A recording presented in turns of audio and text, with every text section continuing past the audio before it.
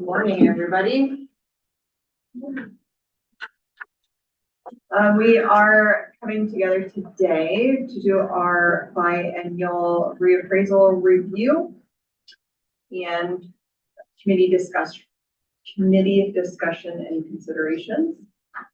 Before we start, Scott, do you want to welcome everybody? And could we go around maybe and just do the introduction thing? You wouldn't mind? Absolutely.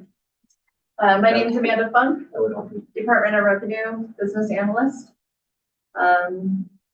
Yeah. In charge of the egg. In charge of the And ag stuff. Yeah, ag and forest.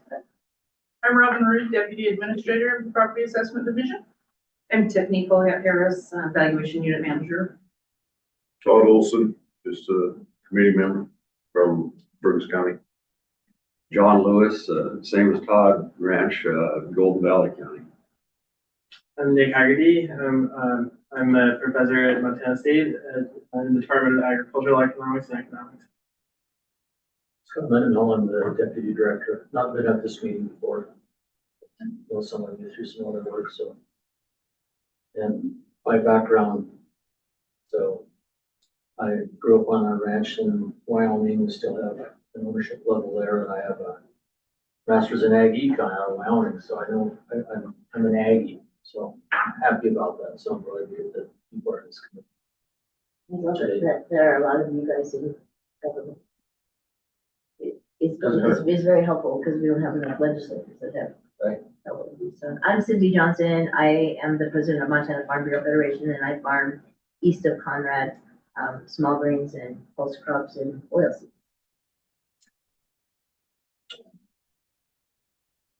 Want to go online or?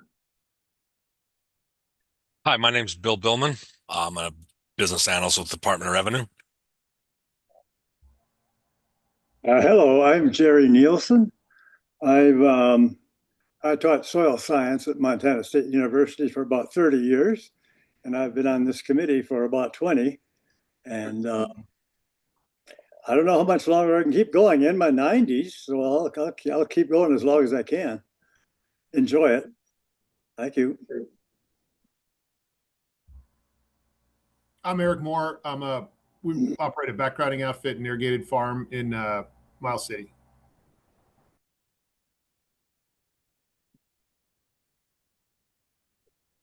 Hi, I'm Paula Gilbert. I'm in the billings office today. I apologize for not being in person, but I'm the administrator for the Property Assessment Division.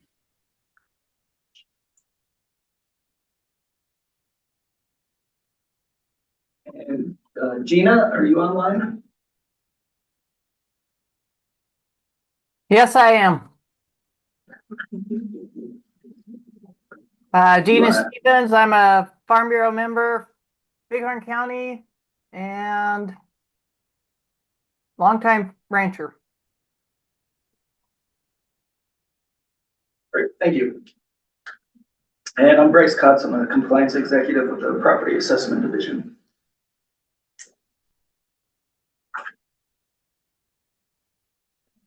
Megan's also online there. Hi, I'm Megan Moore with the Legislative Services Division, and I staff the Revenue Interim Committee. Just walked.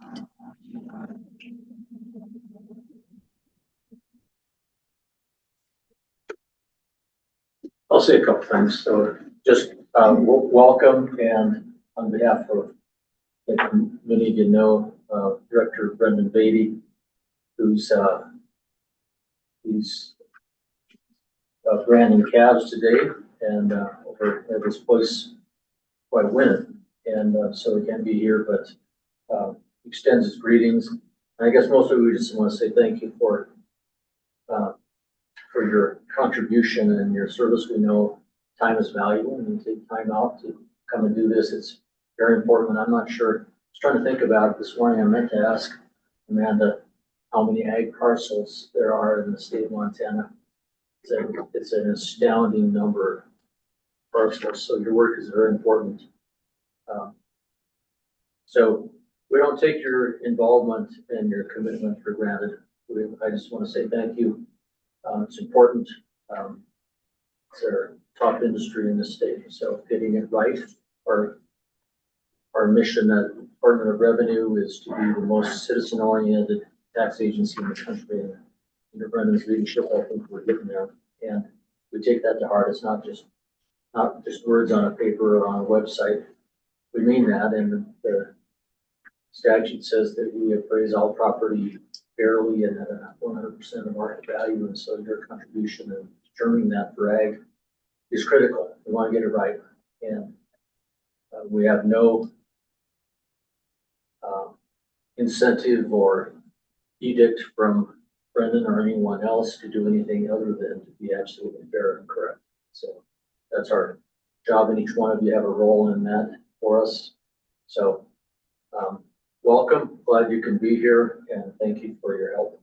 That's all I wanted to say. To answer your question, there's about approximately 50 million acres in agricultural classification. Grazing alone makes up about 68% of that. Yeah. How many parts? I don't know. We haven't finished our ag classification Right. review yet, so It's a lot. it's a lot. I've only hit about, what did we say, 19 counties so far in our ag review cleanup. And so, I mean, just in the 19 counties, we've touched 40,000 parcels. So, and we're not done yet. A lot of parcels. Maybe I'll say a little bit more about, because we're in a unique posture right now. Paula's group is busy. We've had a unusual circumstance with the new property tax laws that were passed that affected 25 and 26 and going forward. So trying to, many of you in the room, Bryce and Rob and others, are heavily involved with trying to administer what is complicated from a tax policy standpoint, tax classification standpoint. But ag is impacted by the new laws. They are. And if you, as you go forward and you see your classification, you'll see the impact of that. But one of the illustrations that Brendan has made several times that I think is helpful for us to think about is that, in any local tax base, which our job is to appraise property, just to classify it and appraise it correctly, and then we certify values to every county by the first Monday of August. And then counties, then they know, after we certify the value of their tax base, they know what 1 mil will raise. Meanwhile, they've been doing their budgeting, figure out under state law what they can, how much they need to raise for their budget. And once we certify value, they know the value that 1 mil will raise. So they do the math and figure out how many mills to levy based on the value of that of 1 mil, based on a certification. But if you think about the diversity across Montana of each tax base, what it's comprised of. We have Missoula that is 80% residential, roughly speaking. That same number is it Fallon, Southeast? I think it's 2% of their tax base is residential. So we have tax laws that have been passed that are, it's pretty hard to have that impact be the same across the state because there's so much variation.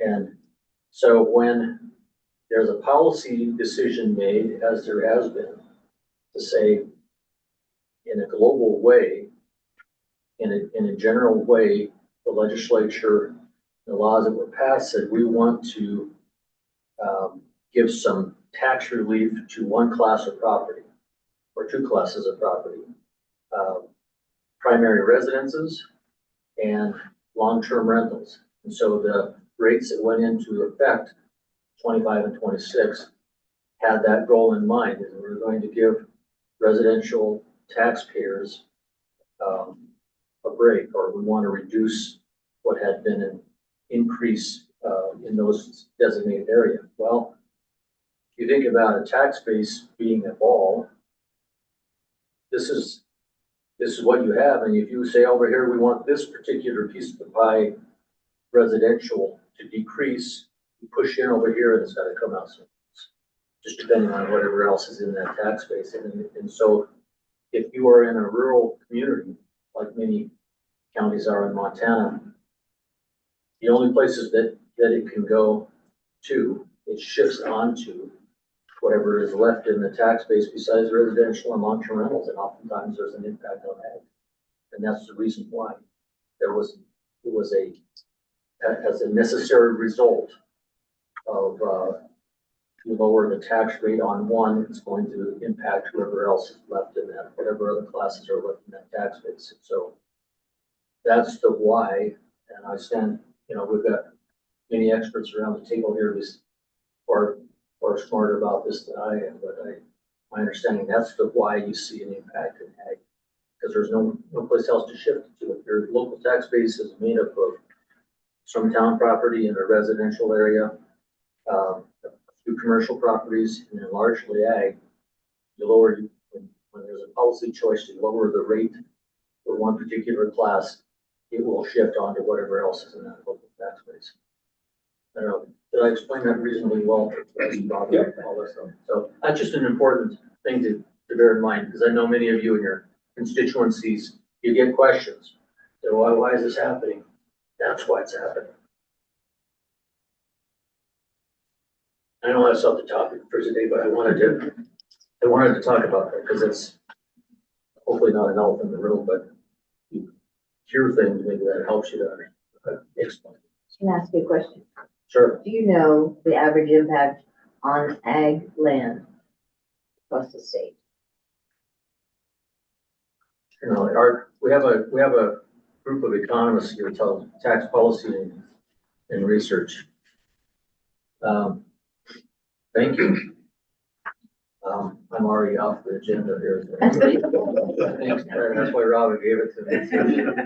I know you're not. Eric, Dale, some of you have been involved with some other committees where we've had that TPR folks do that. I don't have that right off the top, but I've seen that analysis. I just don't know by heart, but we can ask. For 2025, he just presented it at their last RIC meeting a couple weeks ago, so kind of showing the impact on the other classes of property.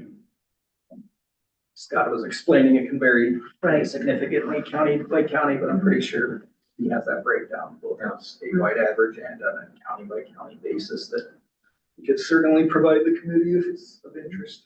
I was just curious because I farm in a corner where 4 counties come together. Mm-hmm. So I farm in 4 counties, and my taxes went up minimally in one county and they went down in all the other 3. And so I was just curious if there was a statewide average just on ag land. I realized that commercial and second homes and high value properties went up, but anyways, okay, thanks. I'll get that to you. That's all I want to say. Sorry I didn't get permission. Well, What's that? I'm hearing you're here, so I feel like if you want to talk, you can talk, Scott.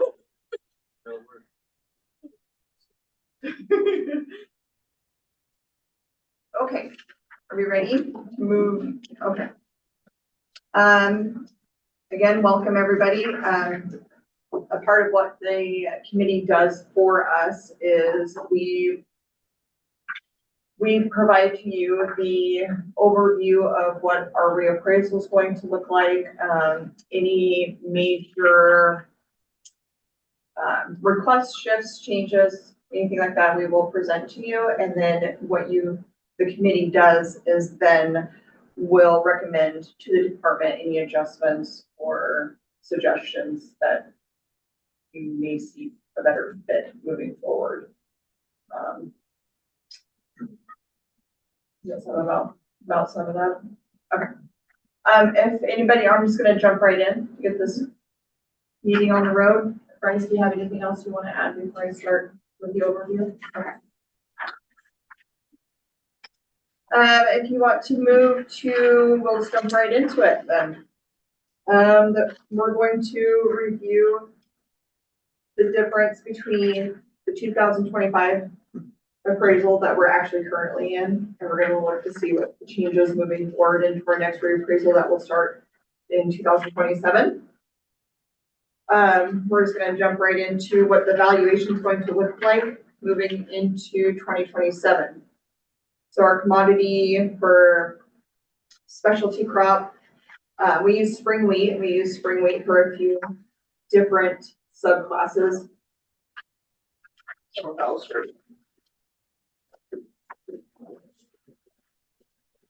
Oh, thank you. Summer fallow. We're gonna start with summer fallow. We do use spring wheat for a couple different of our subclasses. In 2025, that commodity rate was $6.11. We do use a 10-year Olympic average, which is also in one of your handouts, so you guys can visually see what that looks like. On that 10-year Olympic average, the yellow highlighted area just shows the two that we pull out, the highest and the lowest that we do pull out to get our commodities.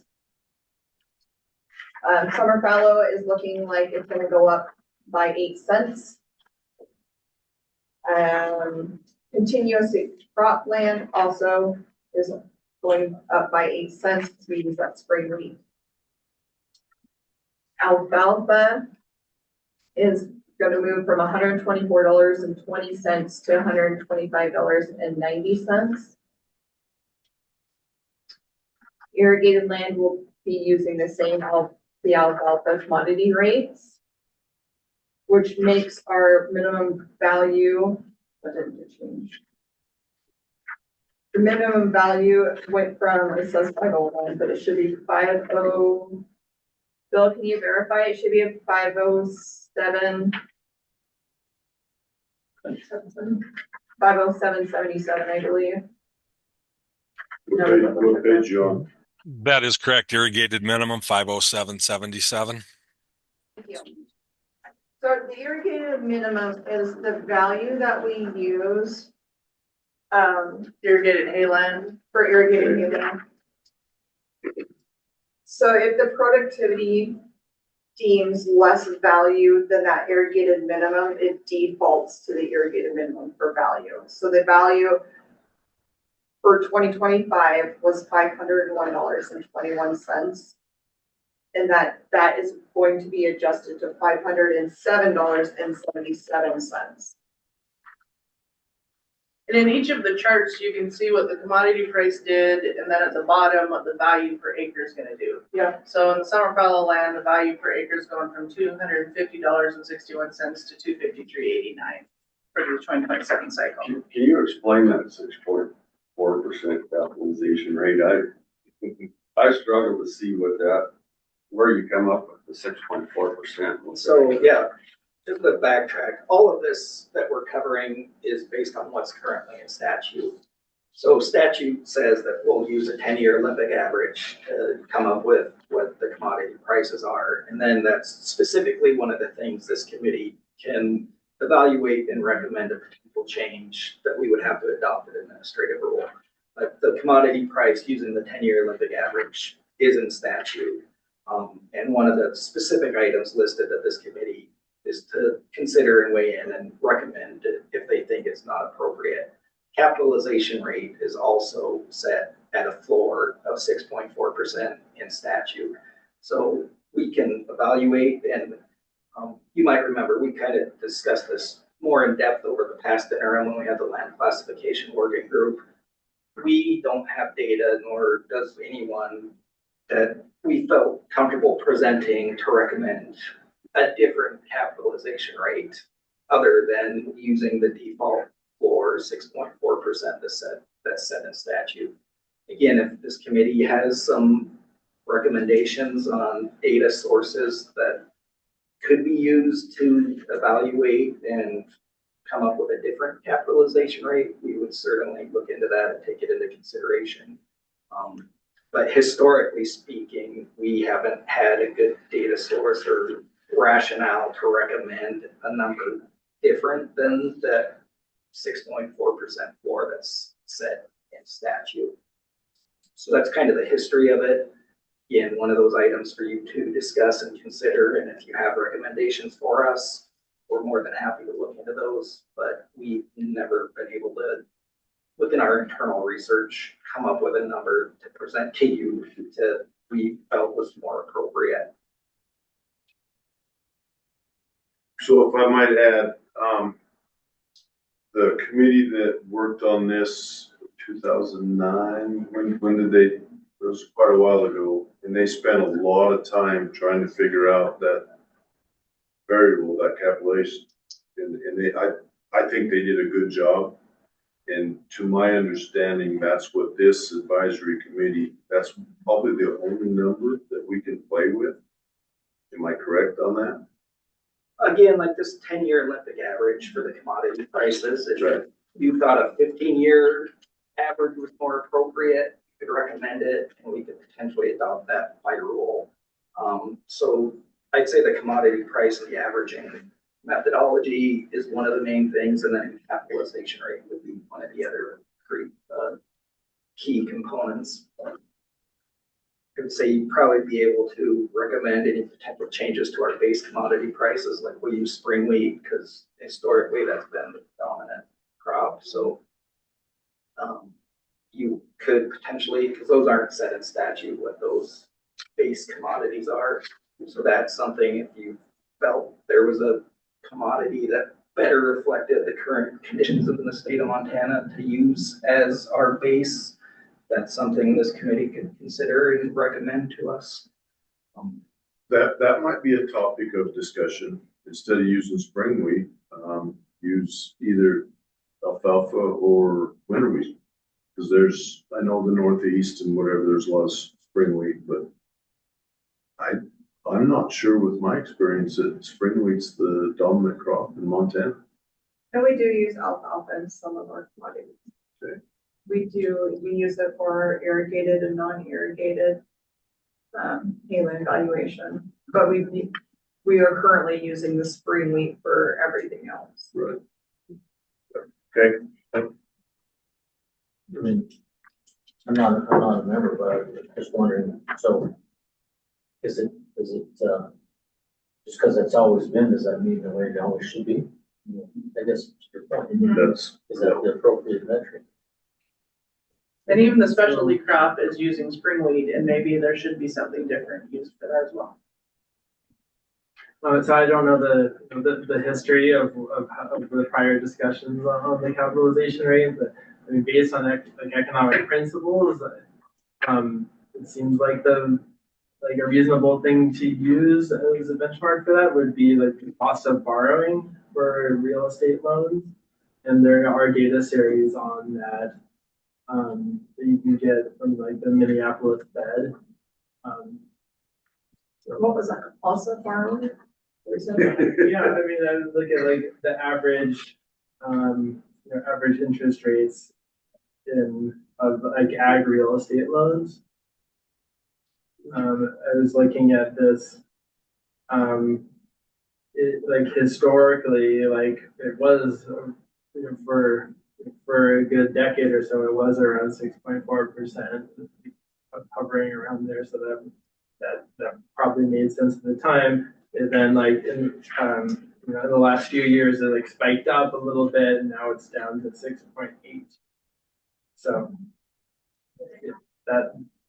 if you were looking for, I'm not necessarily saying that it needs to change. I'm saying if you're looking for data to base that number on, that's probably. And what's your source there? For the data? Yeah. The Federal Reserve of Minneapolis.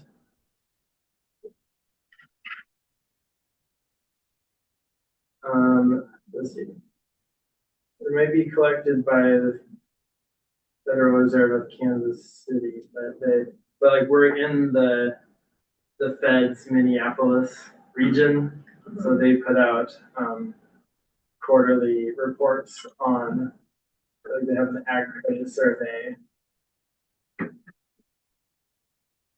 So you can look at so they have like average ag interest rates for operating expenses, machinery, and real estate. So real estate seems like. And so, I mean, economically, like the capitalization rate should be like the equal to like the opportunity cost of borrowing for that kind of asset. So that's what the real estate interest rate would be. Do you think that's what that was based on originally, or do you know? It was based on the similar source, but not through Minneapolis. Oh, I think it was based out of a lending rates out of Spokane. For real estate loans? Yeah, I think, again, that's certainly something from the purview of you guys to recommend to us if you think there is something more appropriate or want us to consider. Maybe something that we not necessarily implement for this upcoming reappraisal, but future ones. You know, probably part of the rationale for sticking with the 6.4% too is probably just to provide some predictability. You know, as a producer, you know, that's been a fairly constant in the equation.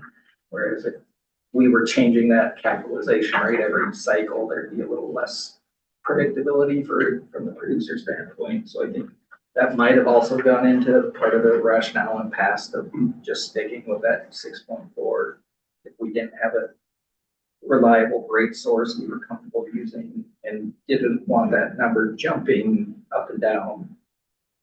I mean, probably not going to vary too much in a 2-year cycle, but something to consider.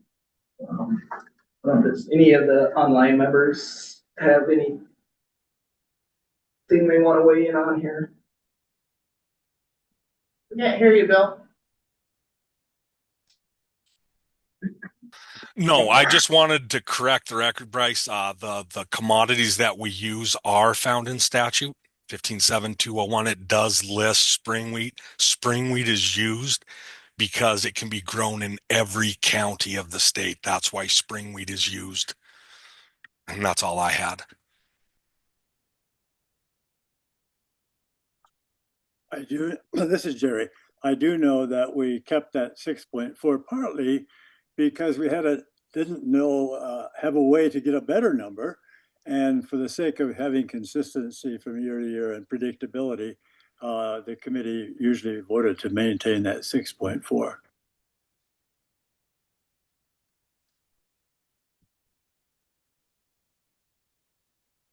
And according to the Ag Overview in 2025, there were 5,290,000 acres of spring wheat. No, 2,150. Excuse me, 2,150,000 and 890,000 of durum, which is also a spring wheat, and 2,250,000 of winter wheat. So they're pretty close. Pretty close. Closer than I thought, yeah. But spring wheat there are more acres in spring wheat. So I guess just kind of going through these, just to wrap up, does the committee want to make a recommendation on the capitalization rate? I didn't mean to imply it's an unfair number. I think it's fine. I just was mostly curious where it came from. If it had to do with the real estate loan interest rate, it makes sense to me. So I'm comfortable with that number. I share that. Okay, you're good. Is the committee going to vote on that now or delay that?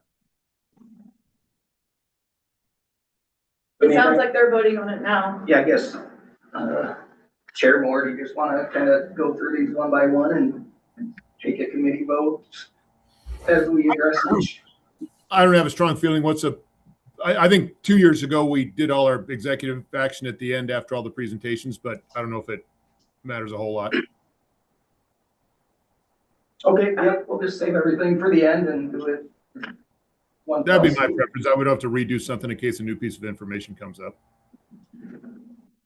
Okay. And the last piece of our reappraisal is I included our most recent AUM report. So the AUM, the annual unit monthly carrying capacity, is decreasing by 1 for our 2027 cycle. So it's going to move from 22 to 21 as a requirement for someone to be classified under the agricultural land classification for property tax purposes.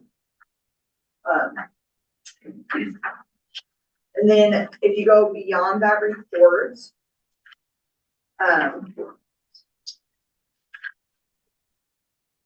and I think this kind of is going to go into the department's discussion. But before we step on into the committee's discussion, I wanted to kind of give you guys an overview of what we've been up to.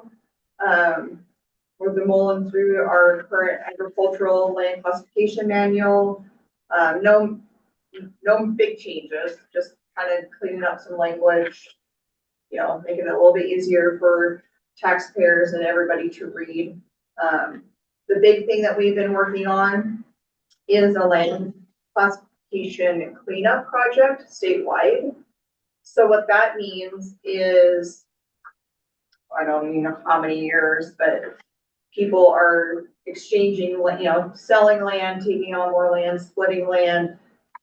There's very many different avenues as where like a new agricultural land application is required, or proof of those requirements to maintain that ag land classification is required. And some of it has fell through the cracks. Some of it is just one of those things. So Bill and I are currently working on a project where we're going county by county and reviewing any property that is less than 160 acres that is currently having a agricultural land classification without an application on file. We need to know if they're a bona fide ag operation or not. Like I said earlier, I think we've gone through 28 of the 56 counties or something like that, and we've touched 40,000 individual parcels. Out of that, though, we were able to clean that up, and I want to say 5,000 parcels received letters, and if there are multiple parcels, they would receive one letter under one ownership. About 5,000 parcels are going into review. So out of 40,000, that's pretty good. I feel that people are actually sitting in bona fide ag operations, and that is a huge undertaking project that we're trying to clean up. And just because they're getting a letter that says, hey, you've got this 80-acre parcel that we need an application on file for, it doesn't mean we're trying to change the classification. It just might mean that this parcel is not contiguous with your main operation, so we have to have an application on file for this parcel. It'll be easy to fill out the application and retain the qualification on that. Right.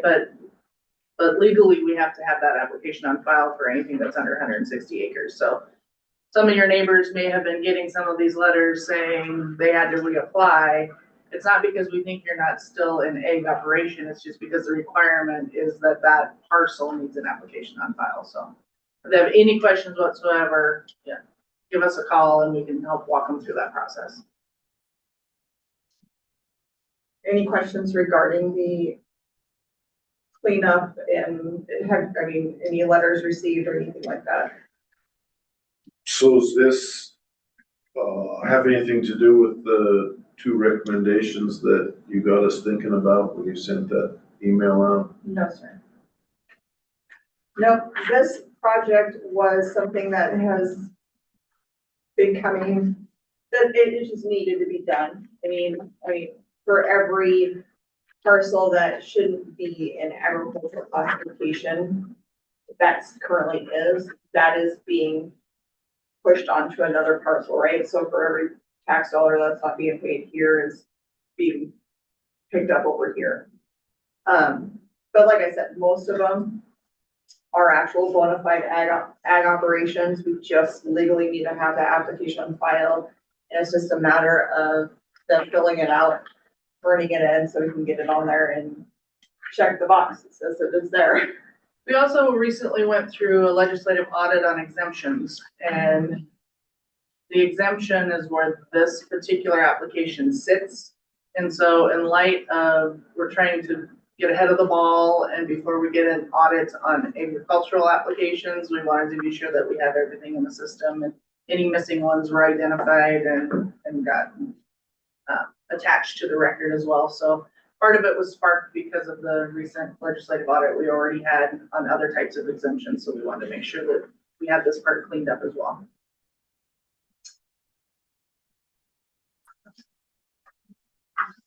Okay.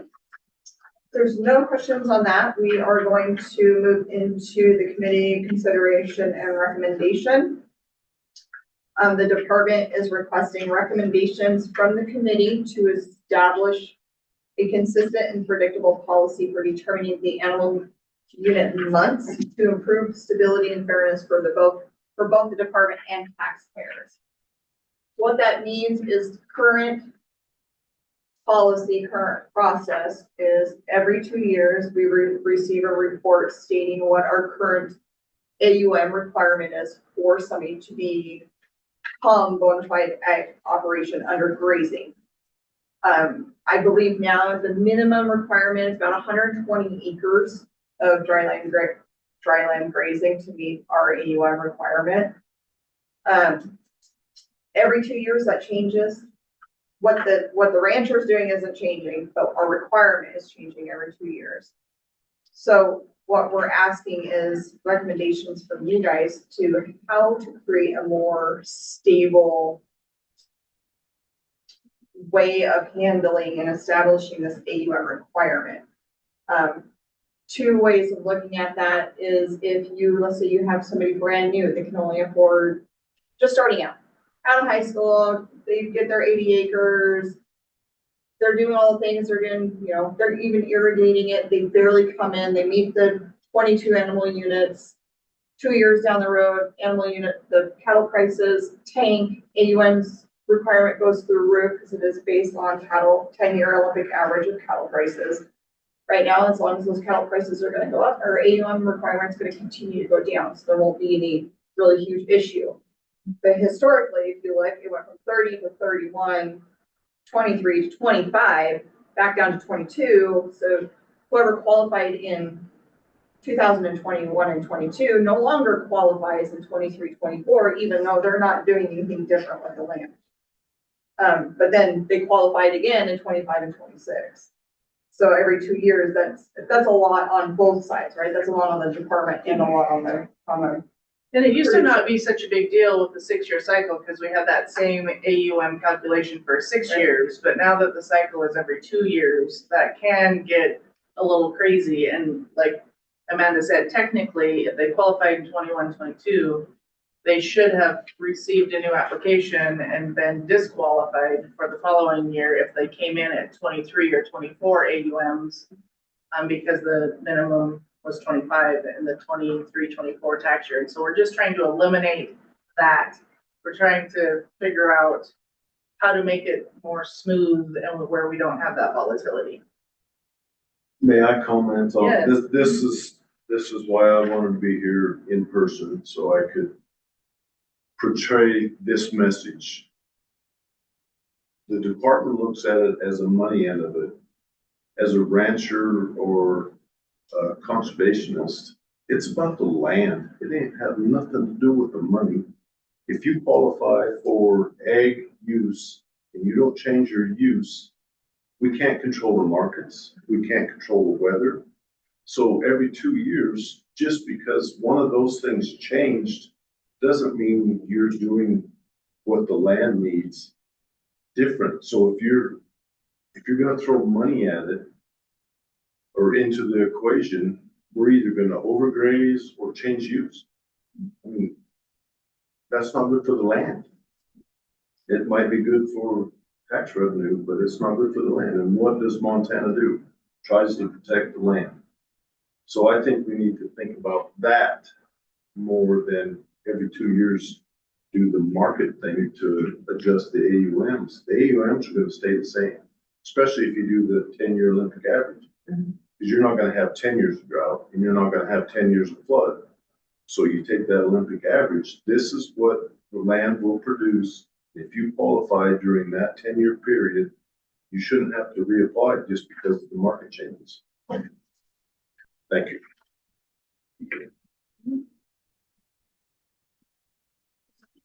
Other thoughts on that? It seems like the problem is in the statute, right? Is that the statute spells out this $1,500 threshold, like is in terms of dollar amounts rather than in terms of AUM. So. For qualifications on every crop other than grazing, it's a $1,500 minimum, which is pretty easy to maintain.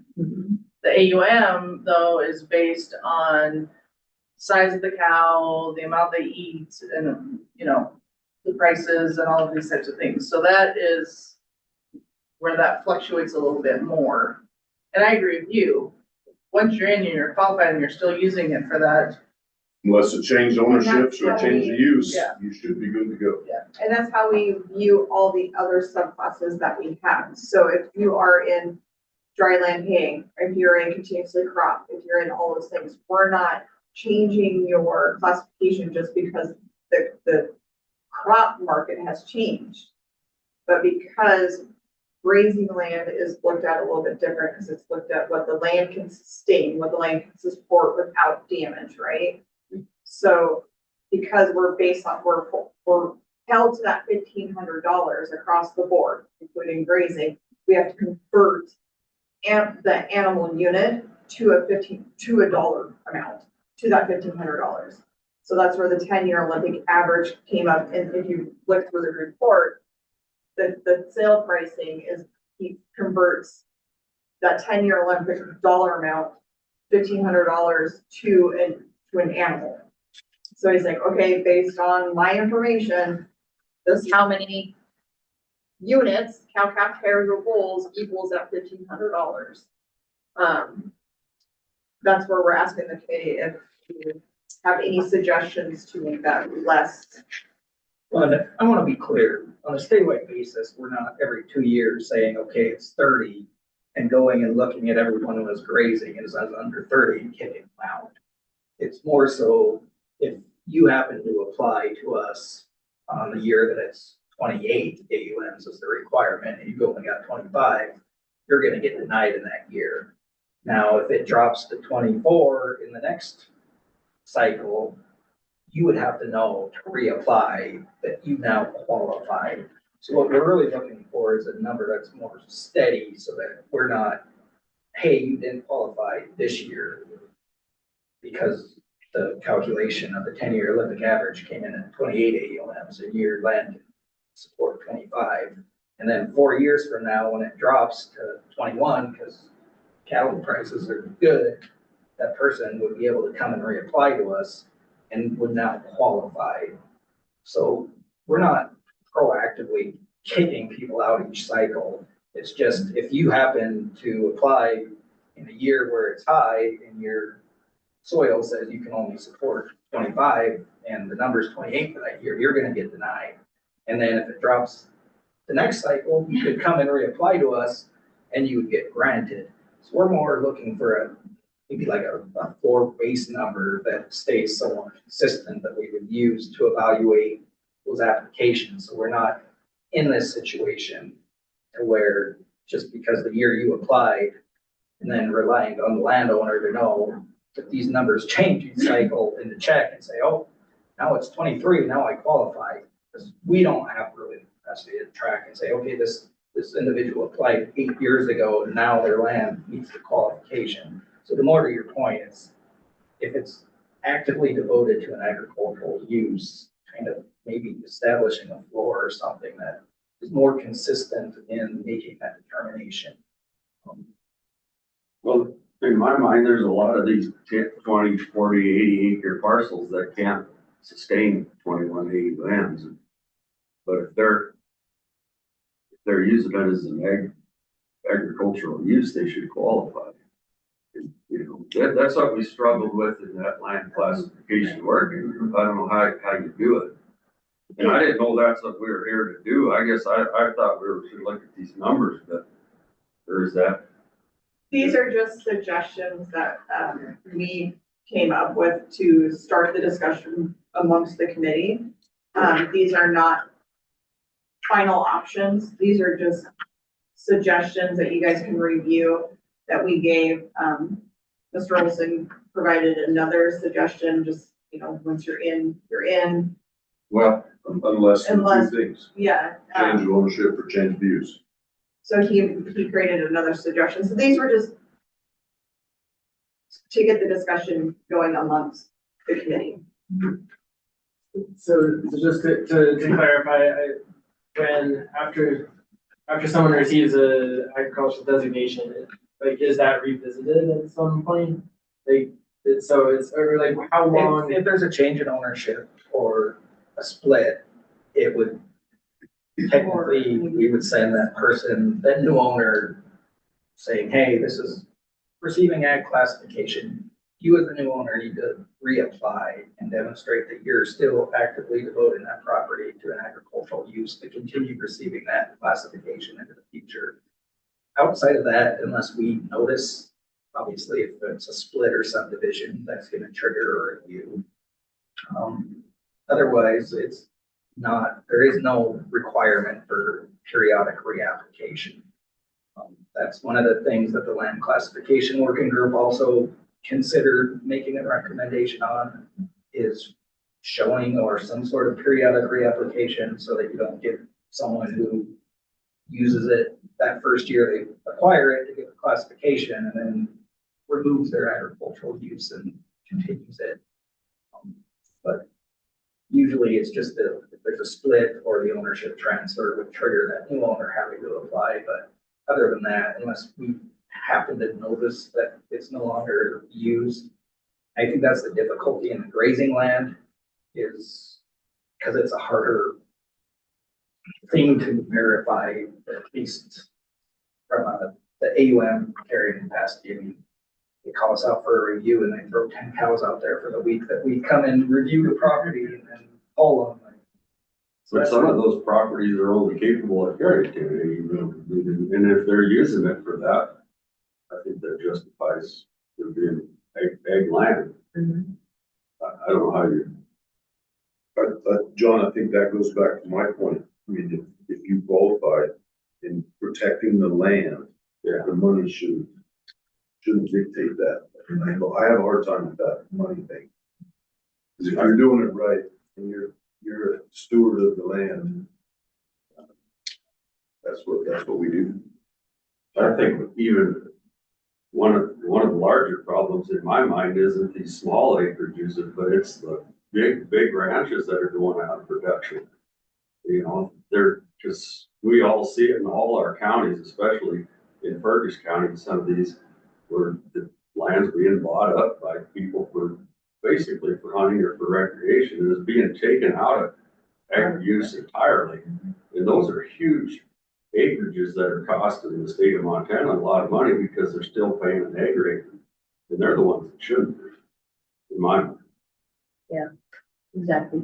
I agree. That's a good point. I think everyone's aware, I know three of you served on the land classification working group over the last interim.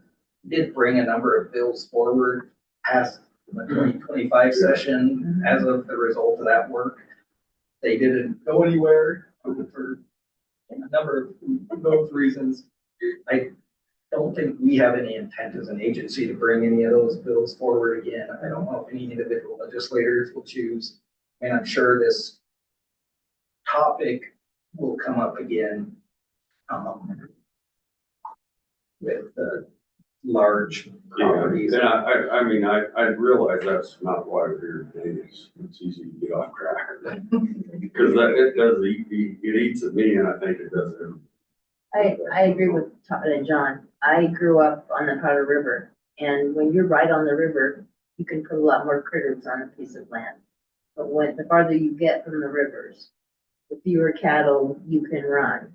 You can have 40,000 acres and have the same size herd as somebody who has 5,000 acres, depending on where you're at.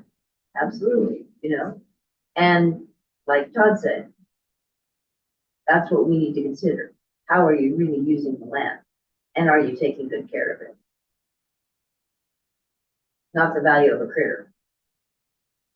And I think a portion of how we are able to verify that somebody's actually using the land in a bona fide ag operation is by requiring the minimum of $1,500 gross income to be submitted, right? If you are a bona fide ag operation, you're gonna have documentations for your CPA, for your taxes, stuff like that. So we, outside of grazing, that's one of the requirements when they apply. They can't just attest to, yes, I am a steward of the land. Yes, I'm a steward of the land, and here's the documentation proving that I am a steward of the land. We don't get that with grazing. So we hold, again, we come back to that $1,500. If the committee has another suggestion of how we come up with an AUM, because again, if you have somebody on 5 acres who throws a cow out there and go, I'm a grazer, I'm a rancher, give me the ag classification, that's 5 acres, that it, you know, we have to have some sort of boundaries so people don't take Advantage of the advantage of the classification. Yeah. We have to have something in place that says you need to meet these requirements. You know, help us help you. Which was why back in 2009, this whole AUM came into play, because before that, it was, even for grazing, it was $1,500. And you could submit your sale receipt from the stockyard, of whatever you had, to get your $1,500, and then you qualified, whether that was a calf that you bought from the neighbor and then sold, or whatever the case may be. So back in 2009, when this changed, we did send applications out to everybody that was grazing, because of those classifications, that the way that we determined eligibility changed at that time. I will, I guess, just point out, kind of, as Nick mentioned, unlike some of the things into this committee's purview that we can just adopt by administrative rule, this is all very specific in statute, so this would actually take a change in the law to make a change to how this is currently working. Unlike some of this other stuff that we can just adopt based on your recommendations to do administrative rule, this particular topic would take a statutory change. Wait, can I go back and clarify? So it'd be like, based on what you're saying, it sounded like we do already have the system that we suggested of like, once you're in, right? Yeah, For the most part, we're yes. not actively looking at how that number changes each year and then looking at grazing parcels and saying, oh, sorry, you were at 23 AUMs, which qualified last cycle. Now the requirement is 25. We're kicking you out. So we're talking about situations where there's a change in ownership or in land use. Or Right, if and somebody, the- sorry, go ahead. The cycles have changed. It used to be 6 years, now it's 2 years. So every 2 years, you gotta If you're- resubmit or whatever. But Right, and if That's you're that's a producing, burden on the producer. I'm not sure that it keeps it more current for the department to keep things up to snuff, But there is no current requirement that an egg producer has to reapply. There's no current requirement of that. I didn't know that. if you're a producer who, a grazer, and you applied in 2023 or 24 when the animal unit requirement was 25. And those soil data that we use from the NRCS flood soil survey states that your land is only capable of maintaining 21 animal units. You would not be able to qualify in that cycle. But then let's say in 2 years down the road, when those AUM requirements drop to 21, there's nothing there to go back to that producer 2 years prior and go, hey, you're gonna qualify now, please apply. Education. Stay informed. Anyone online have anything they want to add? Hard to make sure we're including you guys in the conversation. If you have anything you want to provide input, discussion on.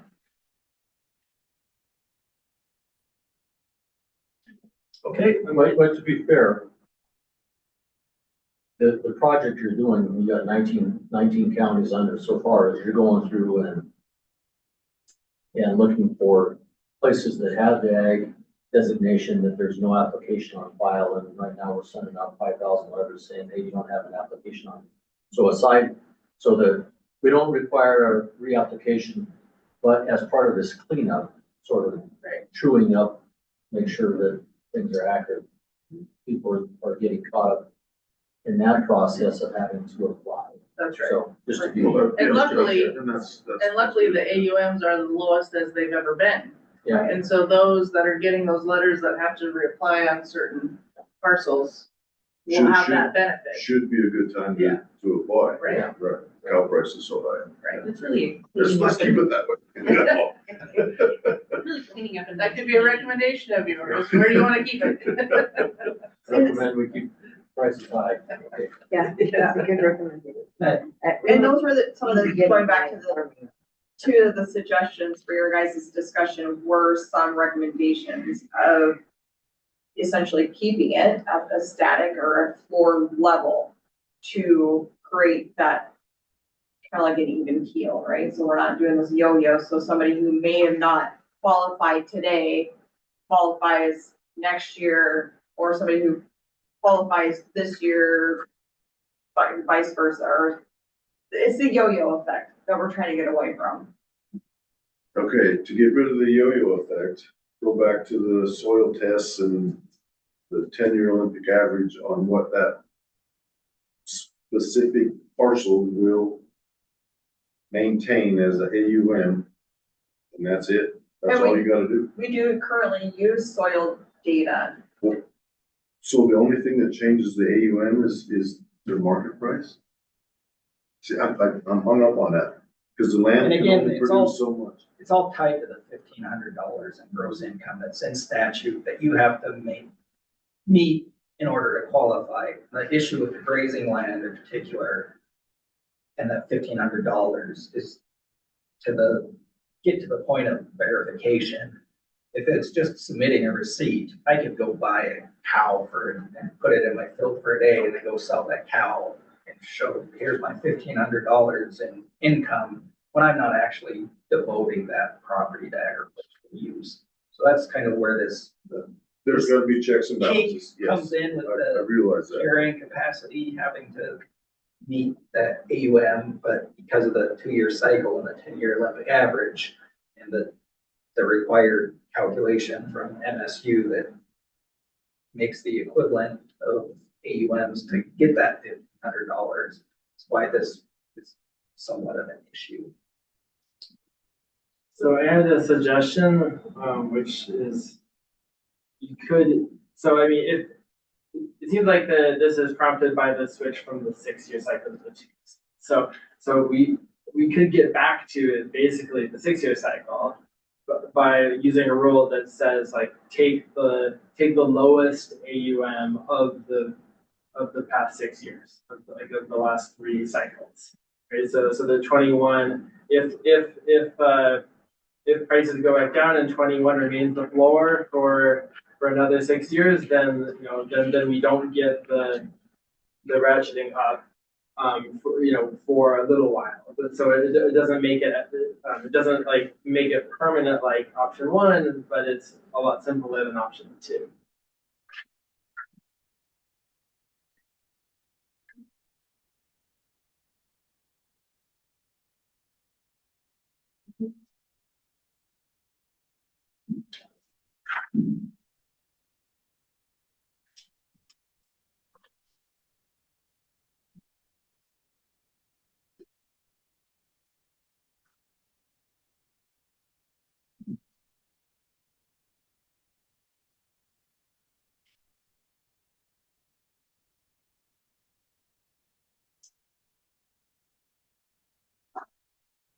So is there any discussion, we've talked a lot about where the AUM number comes from and why, but is there any further discussion that the committee wants to explore about if you're legitimately using it for an ag purpose and you have a small acreage, but you don't meet the AUM requirement, is there any adjustment that you're thinking is necessary or you're wanting to make, or are you satisfied with those decisions of the past as far as the AUM calculation? And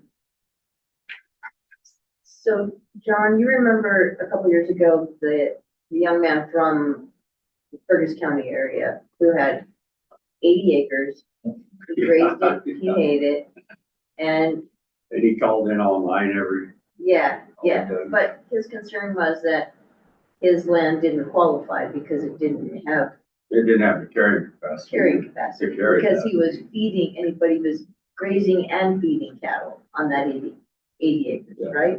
Right. And to me, that's agriculture. Yeah. I mean, I You know, agree. and so is there a fix for people like that? Well, it depends on what, so if he is haying the land first and then after grazing, or is he splitting the land and haying part, grazing part? I think the first case is probably true. Yeah, I honestly don't even remember that he hated the land, but maybe he did. I just thought he was grazing it. And And so, really, the land was not Are capable you of carrying speaking to 21 Mr. Smith, AUM. who called in a few times? Yeah, probably. I can't remember. He worked for the extension Yeah, office, so he actually did qualify. He went and got soil science. site-specific and pertinent information from a range specialist because he had underground springs.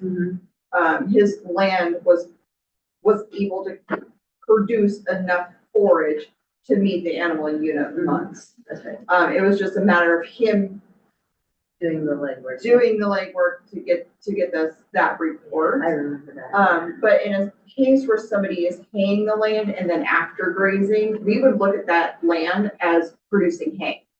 And 9 times out of 10, if they can produce enough hay, they're gonna qualify. After grazing is a typical management practice that, I mean, a lot of the producers will do, once they're done with their final cutting. So we would look at that as a hay production, not a grazing production. Okay. I mean, I wish I had a simple solution, but there is no.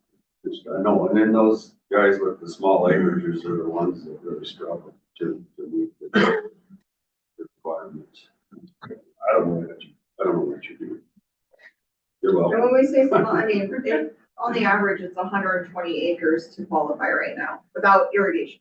Yeah, but you know, there are 40-acre parcels that graze cattle that, in my mind, should qualify if they're even if they're leasing it out and their neighbor's running 10 cows on it. I mean, if they're using it for that purpose, they should qualify. But I know there's a lot of loopholes and people, like you say, are taking 2 cows to the market and showing the income. So not a simple solution, I'm sure. Is the requirement $1,500 period, or is it $1,500 per acre?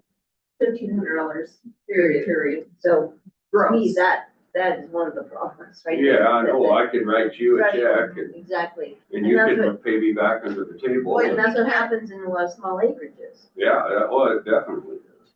And the check doesn't work with grazing. Anything that requires grazing, we look at the animal unit. So leases, sale of the cattle, all that stuff, we do not take into consideration because we're looking to see if the land can sustain that minimum animal unit months first, when we're talking grazing. So if you look at this, one of these examples on grazing land, I think it was 0.21 animal units per acre or something like that. Am I wrong there? That's the average. That's the average. It's the statewide Yeah, so, okay, so maybe that's something you could use. If somebody has 10 acres, they have to show basically 2.1 animal units for being raised in that. Which is all that 10 acres is capable of carrying. Instead of making them raise 21 AUMs and then, harming the land like Todd was talking about, because they have to do that. Well, no, so we require the 21 animal unit months moving forward. In 2027, will be 21 animal unit months. If the data that we receive from the NRCS Wet Soil Survey says that your land is not capable of maintaining 21 animal unit months, you do not qualify. Whether you decide to overgraze or undergraze, that is you as the producer, as the manager of the land. That is your decision. We look at, you're required to carry this amount. The data that we have says that your land cannot carry that amount. So unless you provide site specific or pertinent information from a range specialist or whatnot to show us otherwise, you won't qualify. So it goes from carrying capacity versus stocking rate. We look at carrying capacity, what the land can sustain, versus not what your actually carry. So there is avenues for those people to prove that they can do this and not just a point blank, you're out. Right, like Mr. Smith was like, he knew his land would qualify, granted, I mean, he worked for the extension office too, but he was adamant, he's like, no, I know my land meets the required carrying capacity. And so he took the extra steps to get that range specialist report to show that. I was in on that one too. I know that's. So I think you could beat this source to death, because that's probably the way you're gonna have to leave it at, in my mind. Leave it at the 21 and then give the people that have the smaller acreages the opportunity to prove otherwise, I guess. And it's a lot of footwork for them, but I guess it's something you just have to, like the board do.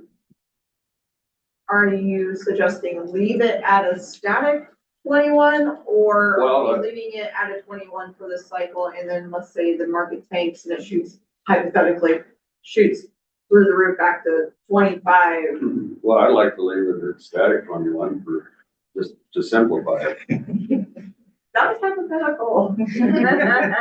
Very hypothetical.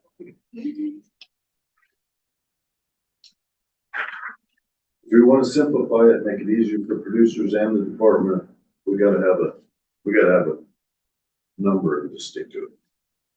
That would also take the money out of it. It would. If the land description says it's can produce this much, that's the number, and we're done. I feel that we would have to have a base number though, to start with. And again, this is What's our Olympic average? What's history say? How long we've been keeping track of this? Grace, we say. Oh, sorry, that was yours. Okay, so from 2009, it was 30. It was 31 for 6 years, then it dropped to 23, 25, 22, 21. 21 is gonna be the lowest it's ever been. But that's market numbers.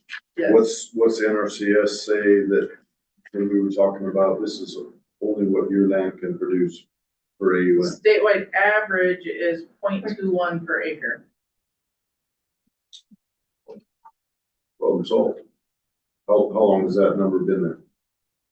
Through the It's land? That's from the probably- NRCS soil surveys, so whenever they were done, they don't get updated all that frequently. Okay, so maybe we need to run our little algorithm or whatever your formula off of what the land can actually produce. And not worry about all this other stuff. Market. So if we look at what the land can actually produce, and let's say your parcel can only sustain, according to the NRCS, 0.21 of an animal unit, so that's not an entire cow.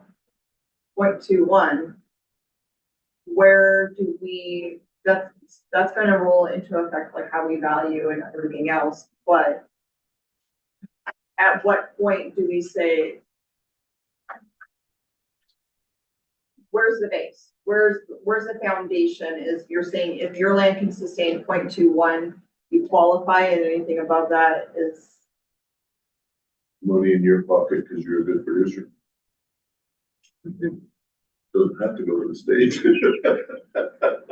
I mean, but if, 0.21 times, what's our let's- 120 acres? well, let's just say you have 80 acres Okay, and I your don't have my calculator. productivity is 0.21 and you're running 16 cows, then what you're saying is that 16 cows should qualify as opposed to 21. Right, yeah, I agree. Is what you're saying. Yes, that's But what, that does take the money out, but it doesn't protect. I have a question. I'll call on Chairman Moore here for your input. Statute says $1,500. There's got to be a nexus between that number that's in law and grazing land that doesn't have a receipt. So I'm wondering from an equalization standpoint, if there's a legal challenge, someone would say, well, I got it in or I didn't get it and he did, what's the department's rationale for deciding that over here you're requiring, the statute says it's dollars, and over here, where we're qualifying based on land productivity, is there an equalization issue from a legal standpoint of, we're required under the Constitution to equally value the methodology for every similarly situated property. I don't know the answer to that, but I worry about that we get, there's gotta be, I mean, if the statute says it's $1,500, and there's gotta be, it's either in receipts or in some kind of a nexus between that and grazing. We've used Dr. Mosley's AUM equivalent, but I don't know. What's your thoughts, former Senator? Well, I was going to get into that. I think that's a problem. The other problem that you have is now we're handpicking commodities based on what you're growing. We're using the spring wheat price, we're using the alfalfa price, but on livestock, we're using it carrying capacity. So then does a wheat farmer come up and say, well, why does my rich silty clay loam, it doesn't pay any less than, gumbo, nasty, heavy clay that we farm out here?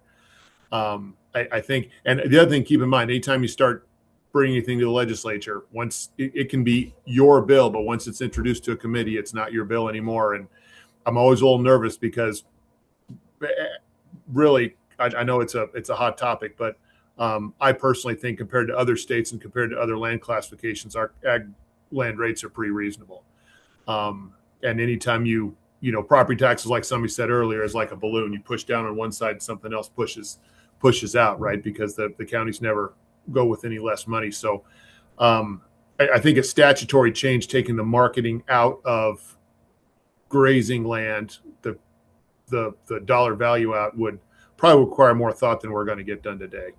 I mean, I hear what Todd says, and it shouldn't. The stewardship shouldn't be affected by what a cow-calf pair's worth. But I think the reality of it is we need to think long and hard about whether we'd want to open that can of worms before the legislature, in my opinion. Yeah, and I guess that'd probably be my recommendation. Obviously, it's dropping to the lowest it's ever been, so it's not an issue. It's a non-issue for this upcoming cycle. So we have another 2 years for you guys to give it some thought, for us to give it some additional thought. And it'd probably be a more pressing issue if prices tank and, this shoots back up. But the 10-year Olympic average, it shouldn't see that big of a fluctuation again. But certainly nothing we have to solve today. We have another at least 2 years to think about it, but wanted to get it on people's minds.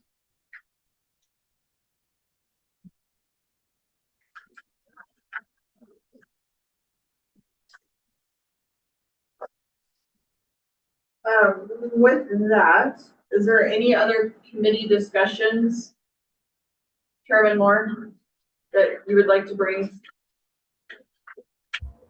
Not that I'm aware of. Committee members, is there any other discussions that you would like? Or any other questions? That's on my mind, I'm good. Do you have any other questions on the whole process?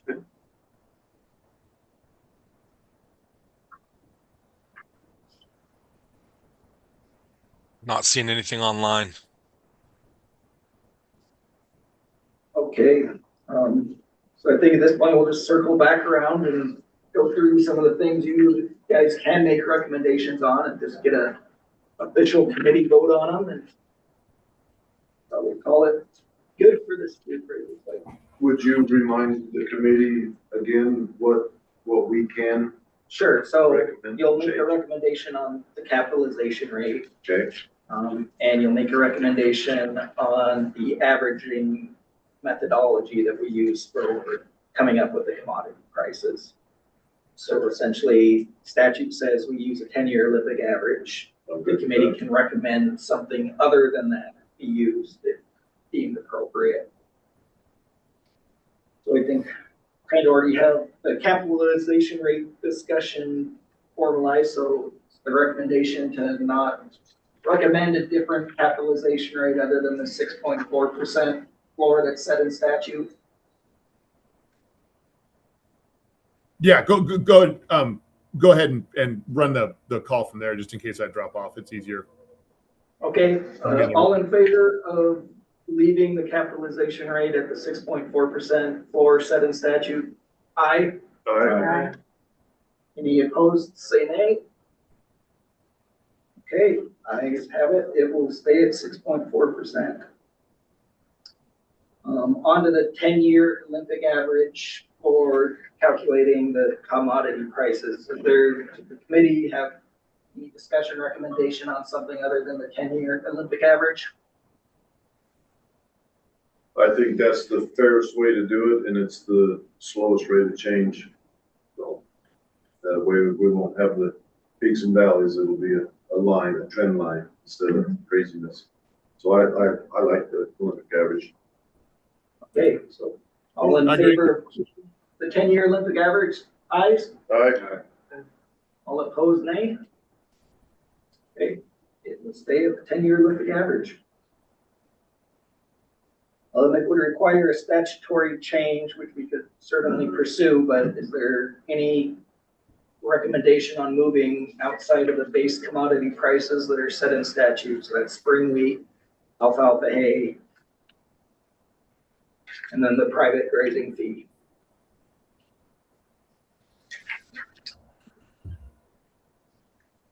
All in favor of just leaving those as outlined in statute? Aye. Aye. All opposed, nay? Okay, we will leave those as is. I don't know that we have anyone, but I think that's the main items that you would weigh in on and make recommendations for. So lastly, open it to any public comment. I don't see anyone online that would potentially want to comment, but we would provide that opportunity now. Do you want a recommendation on the carrying capacity, the 21 static or the static with a move? There was two options in your handout. It was 21 static or 21 subject to a 10 or 15% move. And we discussed it, and as John said, beat that horse to death, but we never had a motion on it. It would require a legislative change. So yeah, I think from the discussion, I think the recommendation is to leave things as is for now and give it more consideration to discuss at the next meeting. Everyone in favor of that?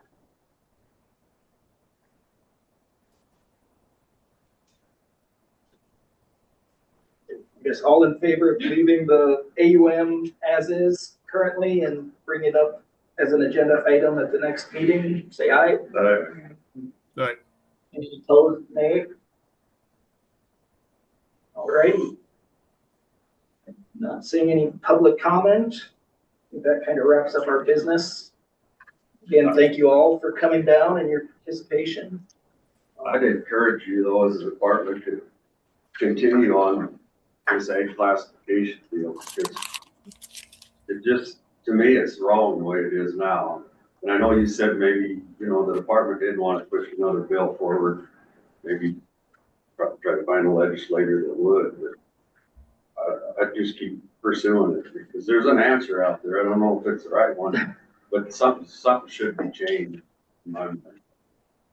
Yeah, I'd agree with that. And everybody, Cindy's there and everybody with their trade associations that they're participation with. I know it didn't work the last time, but we have to have a recreational property tax class. These guys can't take these huge swaths out of production, whether it's farm ground or grazing or whatever it is, to their little hobby ranch. I mean, it's a free country. They can do that, but they're dang sure going to pay a little more to the state if they choose to do that. And most people who are doing it can dang sure afford it. So I'd second what John said. I feel strongly that we need to bring that bill back. And oftentimes, don't get discouraged. Oftentimes bills take some 2 or 3 cycles before they kind of sink in and get accepted. So a lot of the current statute was killed several times before it was finally passed.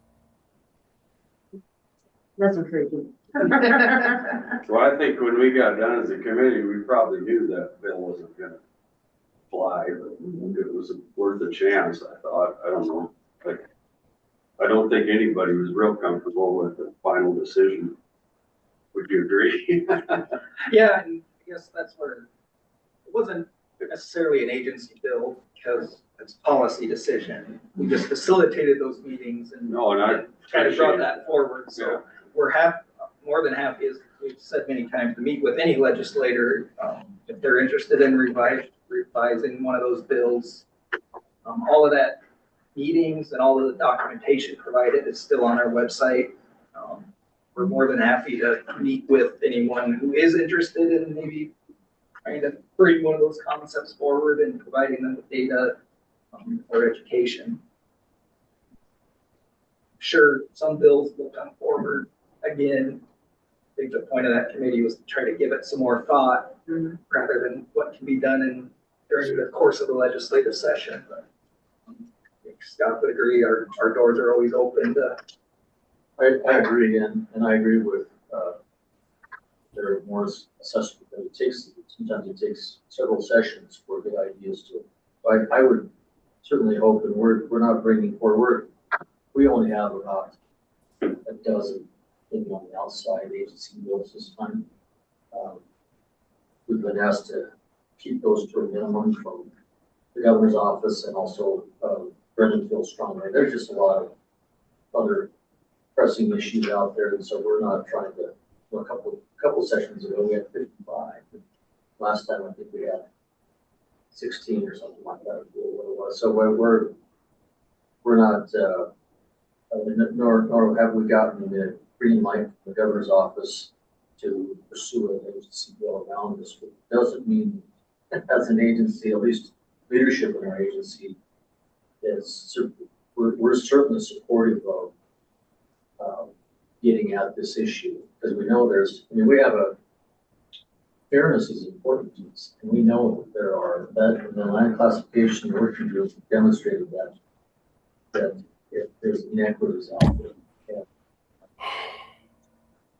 So we would, I don't know whether we'd have to get approval to come in if some legislator took one of these bills back up to be a proponent. But we would do everything we could advocate for something like that happening again. If any of you followed that process, as often is the case, there was a small minority of people around the subsistence issue that tanked that bill.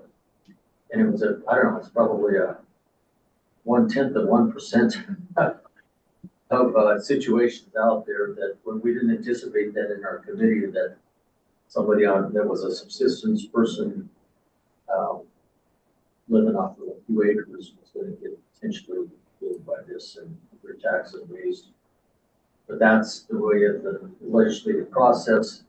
They got enough energy around that, and there was some gaslighting that happened, and it just got tanked. But that doesn't mean that good policy, in my opinion, should just die. Sometimes it takes another few tries. I don't know if you were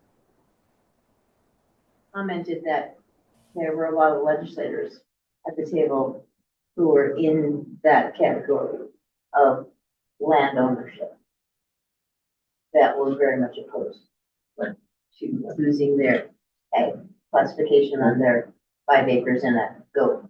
Yeah. So God bless self-interest. So, if you don't like it, why put your $15 in and get elected if you could change it. So, but I still think worthwhile to raise the issue. We got more dialogue than we've ever gotten before as an agency around that issue, and more understanding about the issue. So there's progress in a sense.